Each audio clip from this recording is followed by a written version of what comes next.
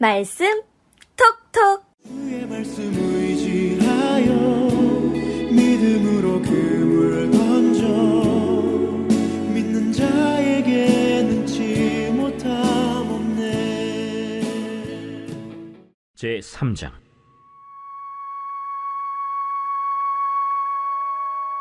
사울의 집과 다윗의 집 사이에 전쟁이 오래매 다윗은 점점 강하여 가고 사울의 집은 점점 약하여 가니라. 다윗이 헤브론에서 아들들을 낳았으되 맏아들은 암논이라 이스라엘 여인 아히노암의 소생이요 둘째는 길르압이라 갈멜 사람 나발의 아내였던 아비가일의 소생이요 셋째는 압살롬이라 그술 왕 달메의 딸 마아가의 아들이요 넷째는 아도니아라 학기스의 아들이요 다섯째는 스바디아라 아비달의 아들이요 여섯째는 이드르암이라 다윗의 아내 에글라의 소생이니 이들은 다윗이 헤브론에서 낳은 자들이더라.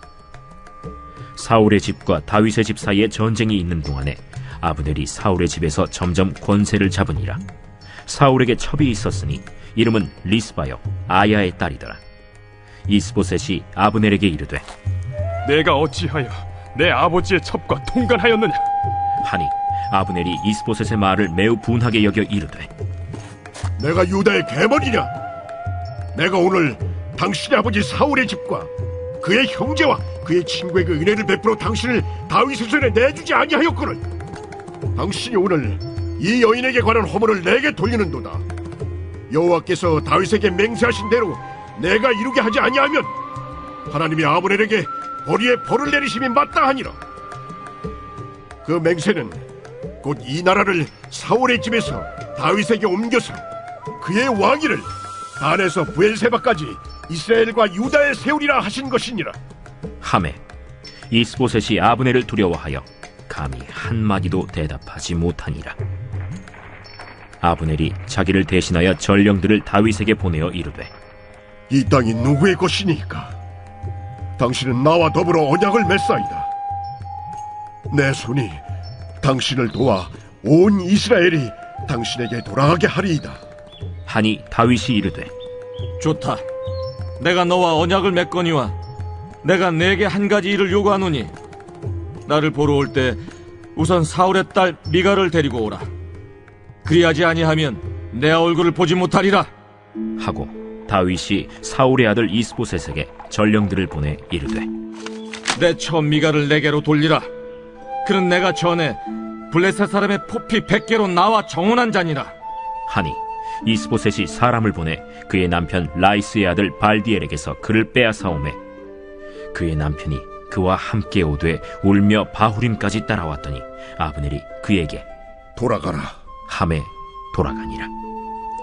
아브넬이 이스라엘 장로들에게 말하여 이르되 너희가 여러 번 다윗을 너희의 임금으로 세우기를 구하였으니 이제 그대로 하라. 여호와께서 이미 다윗에 대하여 말씀하시기를 내가 내 종 다윗의 손으로 내 백성 이스라엘을 구원하여 블레셋 사람의 손과 모든 대적의 손에서 벗어나게 하리라 하셨음이니라. 아브넬이 또 베냐민 사람의 귀에 말하고 아브넬이 이스라엘과 베냐민의 온 집이 선하게 여기는 모든 것을 다윗의 귀에 말하려고 헤브론으로 가니라. 아브넬이 부하 20명과 더불어 헤브론에 이르러 다윗에게 나아가니 다윗이 아브넬과 그와 함께 한 사람을 위하여 잔치를 배설하였더라. 아브넬이 다윗에게 말하되 내가 일어나 가서 온 이스라엘 무리를 내 주 왕의 앞에 모아 더불어 언약을 맺게 하고 마음에 원하시는 대로 모든 것을 다스리시게 하리이다. 이에 다윗이 아브넬을 보내매 그가 평안히 가니라. 다윗의 신복들과 요압이 적군을 치고 크게 노력한 물건을 가지고 돌아오니 아브넬은 이미 보냄을 받아 평안히 갔고 다윗과 함께 헤브론에 있지 아니한 때라. 요압 및 요압과 함께한 모든 군사가 돌아오매 어떤 사람이 요압에게 말하여 이르되 넬의 아들 아브넬이 왕에게 왔더니 왕이 보내매 그가 평안히 갔나이다. 요압이 왕에게 나아가 이르되 어찌하심이니까 아브넬이 왕에게 나왔거늘 어찌하여 그를 보내 찰가게 하셨나이까? 왕도 아시려니와 넬의 아들 아브넬이 온 것은 왕을 속입니다. 그가 왕이 출입하는 것을 알고 왕이 하시는 모든 것을 알려 함이니이다. 요압이 다윗에게서 나와 전령들을 보내 아브넬을 쫓아가게 하였더니 시라 우물가에서 그를 데리고 돌아왔으나 다윗은 알지 못하였더라. 아브넬이 헤브론으로 돌아오매 요압이 더불어 조용히 말하려는 듯이 그를 데리고 성문 안으로 들어가 거기서 배를 찔러 죽이니 이는 자기의 동생 아사헬의 피로 말미암음이더라. 그 후에 다윗이 듣고 이르되 넬의 아들 아브넬의 피에 대하여 나와 내 나라는 여호와 앞에 영원히 무죄하니 그 죄가 요압의 머리와 그의 아버지의 온 집으로 돌아갈지어다. 또 요압의 집에서 백탁병자나 나병 환자나 지팡이를 의지하는 자나 칼에 죽는 자나 양식이 떨어진 자가 끊어지지 아니할지로다. 요압과 그의 동생 아비새가 아브넬을 죽인 것은 그가 기브온 전쟁에서 자기 동생 아사헬을 죽인 까닭이었더라.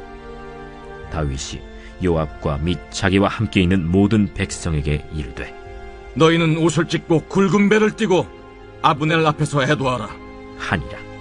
다윗 왕이 상여를 따라가 아브넬을 헤브론에 장사하고 아브넬의 무덤에서 왕이 소리를 높여 울고 백성도 다 우니라. 왕이 아브넬을 위하여 애가를 지어 이르되 아브넬의 죽음이 어찌하여 미련한 자의 죽음 같은고. 내 손이 결박되지 아니하였고 내 발이 착고에 채이지 아니하였거늘 불의한 자식 앞에 엎드려짐 같이 내가 엎드려졌도다. 하매 온 백성이 다시 그를 슬퍼하여 우니라. 석양에 뭇 백성이 나와 다윗에게 음식을 구원하니 다윗이 맹세하여 이르되 만일 내가 해지기 전에 떡이나 다른 모든 것을 맛보면 하나님이 내게 벌 위에 벌을 내리심이 마땅하리라. 하매 온 백성이 보고 기뻐하며 왕이 무슨 일을 하든지 무리가 다 기뻐하므로 이날에야 온 백성과 온 이스라엘이 넬의 아들 아브넬을 죽인 것이 왕이 한 것이 아닌 줄을 아니라. 왕이 그의 신복에게 이르되 오늘 이스라엘의 지도자여 큰 인물이 죽은 것을 알지 못하느냐. 내가 기름 부음을 받은 왕이 되었으나 오늘 약하여서 스루야의 아들인 이 사람들을 제어하기가 너무 어려우니 여호와는 악행한 자에게 그 악한 대로 갚으실지로다 하니라. 샬롬. 여러분, 좋은 날입니다. 하나님께서 오늘도 좋은 일 허락해 주실 줄 믿고 말씀을 들으면서 하루를 시작할 수 있다는 것 자체가 좋은 일 아니겠어요? 그죠, 여러분? 예, 오늘도 복된 하루 되셨으면 좋겠습니다. 여러분, 원숭이 잡는 법 많이 들어보셨죠? 원숭이 잡는 법. 제가 여러 가지 버전을 들었어요. 이게 그 방법은 한 가지인데 여러 가지 이제 버전들이 있습니다. 뭐 예를 들자면 아프리카에서는요, 입구가 작은 조롱박 안에 땅콩이나 밤 같은 그런 열매를 넣어둔다고 하고, 인도네시아에서는 입구가 작은 호박 안에다가 오렌지를 넣어놓는다고도 하고, 또 어떤 지역은 입구가 작은 주머니를 사용한다고 하고, 뭐 지역마다 조금씩은 다른데 내용은 핵심은 똑같습니다. 원숭이가 그걸 먹기 위해서 딱 손을 집어넣었다가 움켜쥐고는 사람이 와도 그 움켜쥔 손을 놓지 못해서 사람에게 잡히게 된다, 그런 이야기를 하는 거죠. 이게 뭐 죄의 속성이 아닐까 생각을 해봅니다. 어제 사무엘하 2장의 말씀을 보면 이스보셋을 왕으로 세우고 모든 권력을 쥐고 흔들었던 이 아브넬이 욕심이 많은 사람이다, 그런 이야기를 잠깐 드렸었죠. 오늘 3장에는 아브넬의 욕심에 대한 구체적 정황들이 소개가 되는데 8절에 보면 아브넬이 이스보셋의 말을 매우 분하게 여겨 이르되 내가 유다의 계머리냐, 내가 오늘 당신의 아버지 사울의 집과 그의 형제와 그의 친구에게 은혜를 베풀어 당신을 다윗의 손에 내주지 아니하였거늘 당신이 오늘 이 여인에게 관한 허물을 내게 돌리는도다. 자, 이 아브넬이 욕심이 얼마나 컸던지를 아주 여실하게 보여주는 장면입니다. 아무리 이스보셋이 얼굴만 있는 왕이라고 하더라도 사울 왕의 첩이었던 여인을 이 군대 장관이 취하게 되는 것은요, 이 신하의 도리에 맞지 않는 일 아니겠어요? 왕을 업신여기는 일이고 왕권의 정면으로 도전하는 그런 행동입니다. 아주 이 패역한 행위죠. 그런데 그 일을 이스보셋이 책망하니까 이 아브넬이 뭐라고 말해요? 이미 악의 논리가 마음에 가득했던 이 아브넬이 이스보셋의 말에 아무런 죄책감을 느끼지를 않아요. 죄책감은커녕 자신을 책망하는 이스보셋에게 매우 격렬한 어조로 그를 겁박하고 협박하는 모습입니다. 이 사건을 통해 우리가 한 가지 생각해 보는 것은 뭐냐면 욕심이 얼마나 무서운가 하는 거예요. 욕심이 얼마나. 야고보서에 말하죠. 욕심이 잉태한 즉 죄를 낳고 죄가 장성한 즉 사망을 낳는다.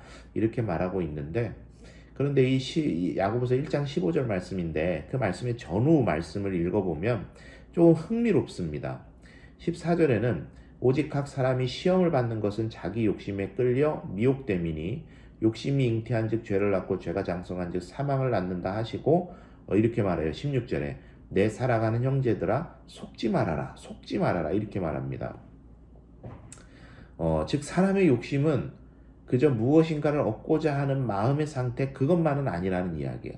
이것은 마치 살아 움직이는 생물처럼 이 욕심이 14절처럼 우리의 마음을 미혹하고 유혹하고 그래서 결국은 죄를 낳게 하고 사망을 낳게 하는 아주 무서운 것인데, 그래서 16절에서는 이렇게 뭐라고 이야기를 하냐면 이 욕심을 억눌러라, 이 욕심을 억제해라 그렇게 표현하는 게 아니라 사람처럼 여겨서 그 욕심이라는 것에 속지 말아라 이렇게 성경이 이야기를 하죠. 속지 말아라. 여러분 우리가 잘 아시는 거잖아요. 사람의 욕심이라는 게 끝이 없습니다. 그죠? 오늘 인물 아브넬만 보더라도요, 이 왕관만 쓰지 않았지 왕 노릇을 톡톡히 본인이 지금 하고 있음에도 불구하고 그 자리에 만족하지 못하고 전 왕의 첩까지 취하고 맙니다. 그리고 그 일이 탄로나니까 때마침 이스보셋의 나라가 계속 기울고 있는 것 같으니까 그 배를 갈아타면서 다윗에게 화친을 요청합니다. 이 모든 것이 자신의 정권을 유지하고자 하는, 권력을 누리고자 하는 욕심 때문이었죠. 그래서 그 욕심이라는 것이 죄를 키워가고 결국은 그에게 사망이 다가오는 것을 말씀을 통해 보게 되죠. 오늘 이 말씀을 통해서 우리의 삶을 한번 돌아보실 때 여러분, 우선 내 삶 속에 있는 욕심들을 한번 생각해 보시죠. 무엇인가에 대한 욕심, 먹는 거에 대한 욕심, 취미에 대한 욕심, 운동에 대한 욕심 등등등. 일반적으로 사람들이 당신 그거 너무 과해라고 할 정도의 범주가 되면 그게 욕심입니다. 하나님과의 교제가 그것 때문에 방해된다면 그것도 욕심이겠죠. 가정을 향한 욕심도 있어요. 너는 내 자녀니까 이 정도의 기대에는 부응해야 된다. 당신은 내 남편이니까, 내 아내니까 이 정도 수준, 이 정도 헌신, 이 정도 모습은 갖춰야 된다라고 생각하는 것도 욕심이에요. 신앙을 위한 욕심도 있어야 되겠죠. 하나님과의 신앙 관계에는 얼마든지 욕심을 내셔도 돼요. 기도하는 시간에 대한 욕심, 말씀 보는 시간에 대한 욕심, 예배하는 것에 대한 욕심, 이런 욕심들은 표현하자면 거룩한 욕심이라고 할 수 있겠죠. 그런데 이런 거는 욕심 내셔도 되겠는데, 신앙을 위장한 욕심들이 있어요. 이것만큼은 반드시 그 누구도 아닌 내가 해야 된다는 욕심, 형제자매를 사랑하지만 나만 좀 사랑하고 나에게만 관심 가져줘야 되겠다고 하는 욕심, 내가 하나님 앞에 하는 것은 생각하지도 못하고 무조건 하나님은 나한테 해주셔야 된다라고 생각하는 욕심, 이런 것도 욕심이죠. 하나님 앞에서 하나님을 위한 것이라기보다는 내 만족과 내 욕구를 채우기 위한 신앙생활의 어떤 면들, 다 욕심이라 할 수 있을 것 같아요. 이런 것들을 한번 여러분 정리를 해보셨으면 좋겠습니다. 이 욕심 때문에 이 욕심이 잉태하면 그것이 죄의 통로가 되고, 그 죄가 장성하면 결국은 하나님께 버림받았던 이 모든 사울 일가의 사람들과 같이 될 수 있다는 걸 여러분 기억하시면서 오늘 하루도 하나님께서 기뻐하시는 대로 욕심을 버리고 하나님께 대한 거룩한 욕심을 품고 살아가시는 우리 성도님들 되셨으면 좋겠습니다. 좋은 하루 되시고 내일 또 만나 뵙도록 하겠습니다. 오늘 하루 주님께 부탁드립니다.